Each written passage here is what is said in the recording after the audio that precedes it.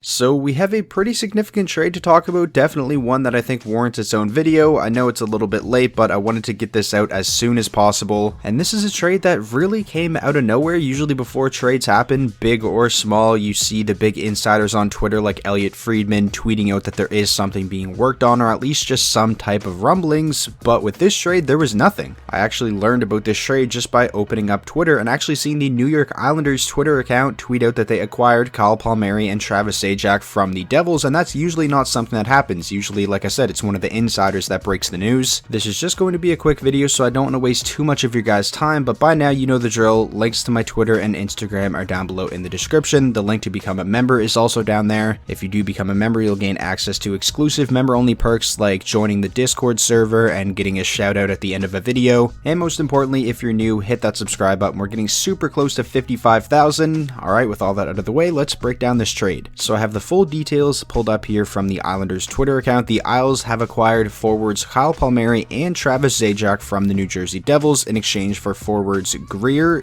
Jobst. I honestly don't know how to pronounce that. I don't think I've ever heard of that player. And then the most important part of the return for the Devils is a first-round pick in the 2021 NHL Draft and a conditional fourth-round pick in the 2022 NHL Draft. I'm not sure what the condition on that fourth-round pick is, but I don't really think it's all that important. And on top of all that, the Devils have also agreed to retain 50% of both Palmieri and Zajac's salaries. So first things first, let's look at this trade from the perspective of the New York Islanders. It's pretty simple. They are loading up and gearing up for the playoffs. They are currently 7th overall in the entire league with a 25-10-4 record. And with Anders Lee being out for the rest of the season and his cap hit going on the LTIR, we kind of all knew that the Islanders were likely going to look to make a splash at or around the deadline, and they definitely did that here. I guess we'll talk about Kyle Palmieri first. This is a guy who has just been consistently a really good goal scorer in the NHL for a long time. Heading into this season, he had scored 20 or more goals in 5 consecutive seasons. That streak likely will end this year because he only has 8 goals in 34 games, but still, this is a guy that obviously we know can score goals. We know he can put the puck in the net, and I think that's a really good addition for the Islanders, again, especially with Anders Lee being out for the rest of the season. And on top of getting Kyle Palmieri, they also get Travis Zajac, who should definitely bolster the Islanders' center depth. He is 35 years old, but is having a pretty strong season. He has 7 goals and 18 points in 33 games. Zajac has always had a relatively solid two-way game as well, so overall, I think it's a pretty good haul for the Islanders. It definitely bolsters their lineup heading into the,